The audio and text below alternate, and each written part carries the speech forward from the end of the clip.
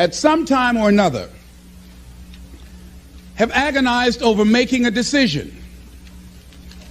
Some decisions are major decisions. And also there are a lot of small decisions that we don't make, that they tax our minds, they drain our energy, they create a lot of anxiety and nervousness and mental torment because we don't take care of it.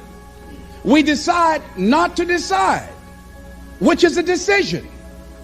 Deciding to decide, to act, is a major, major challenge for all of us at different points in different areas of our lives.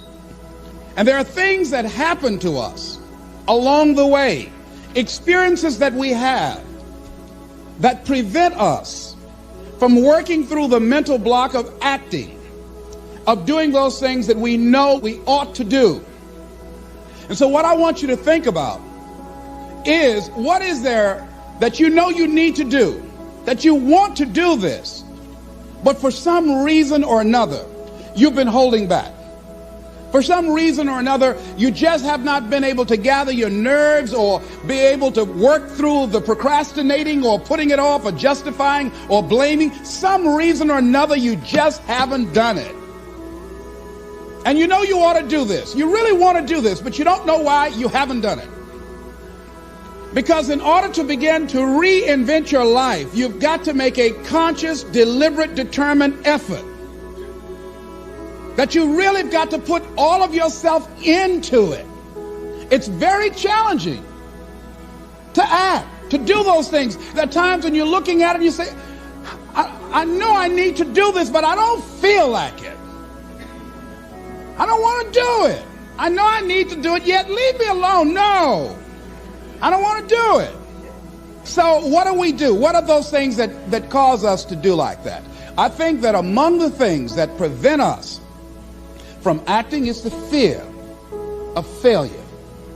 And if you've already failed, you don't want to fail again. The pain of that, the disappointment, the fear of loss is another thing.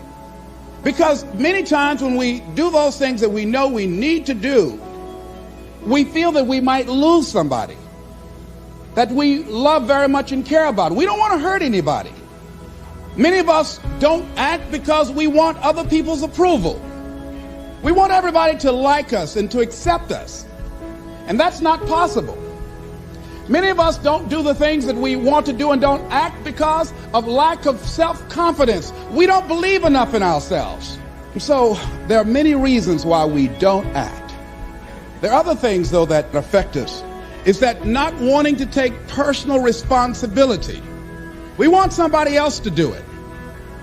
And many times we pick up our inability to do certain things from people that we love, people that we admire. What I'm saying to you is that as you begin to look out on your life, this is challenging. This is not easy acting. So what are the things that we can begin to do to harness our will? Number one, you've got to bring it out and look at it. You've got to take the power out of it. You've got to expose it to the truth. And the truth is that it has no power over you. So write down something you want to act on, but for some reason that you've been holding back, and look at it. The next thing is, ask yourself the question, is it helping you to continue to put it off? If it's an asset for you to continue to procrastinate, then continue to do that. But if it's a liability for you, if it's causing you some mental and some emotional challenges, or perhaps a financial problem, look at that. Examine that for what it is. Next step, ask yourself, what's blocking you? What's preventing you from acting?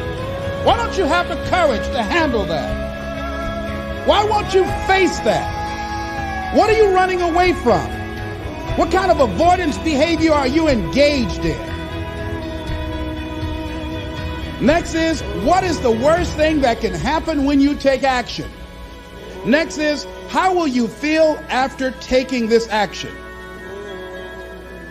I felt a sense of personal achievement when we look out on our lives. You ask the question, what are you going to do? Look at, as you think about this that you know you need to handle, what are you going to do? And then write down 3 strong reasons on why you know you must take action. And be explicit and descriptive in your reasons, because your reasons have power. Your reasons will drive you. When you have doubt, when your faith becomes weak, your reasons will fortify your faith. When you have an inner conversation, say, no, don't do that. Your reasons will become your rod and your staff to comfort you, to take you through those challenging moments. So write down your reasons. And what you will find, that when you decide to act, when you decide to take life on, and let me warn you, it can be painful, it will be uncomfortable, and that's where the growth is.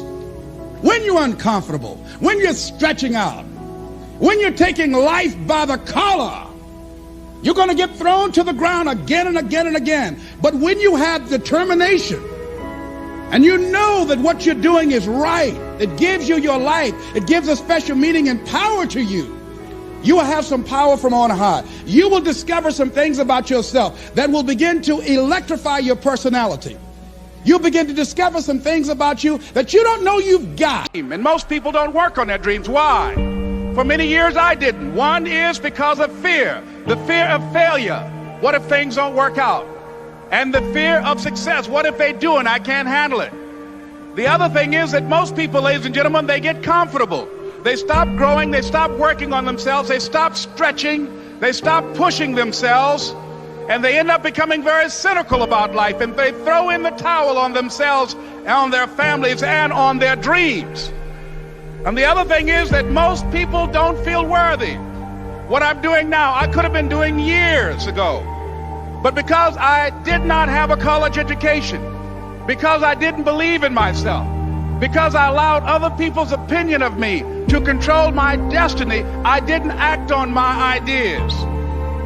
So I applaud you for your dreaming, for your running toward your dream. I applaud you for believing in yourself, because that's what life is about, stretching and challenging, looking for ways that you can begin to improve yourself. And ladies and gentlemen, as a result of stretching out, of acting on my dream, and I don't know what that dream is for you, I can tell you that it's possible. No one could have convinced me that after just over 6 years, I will have my own book entitled Live Your Dreams. Just over 6 years, I will have 5 specials on public television. Just over 6 years, I've done motivational speaking for AT&T, Procter & Gamble, McDonald's Corporation, Xerox, IBM. Just over 6 years, I will in your future. And not only is it important for you to know it's possible for you to choose your future, but it's necessary that you work on yourself, that you develop yourself. It's necessary that you get the energy drainers out of your life, people who don't want anything, people who are not striving, people who are not challenging themselves, people who aren't growing, people who have stopped dreaming. It's necessary that you align yourself with people and attract people into your business who are hungry, people who are unstoppable and unreasonable, people who are refusing to leave life just as it is and who want more. My mother used to say, birds of a feather flock together. If you run around with losers, you will end up a loser. It's necessary that you get the losers out of your life if you want to live your dream.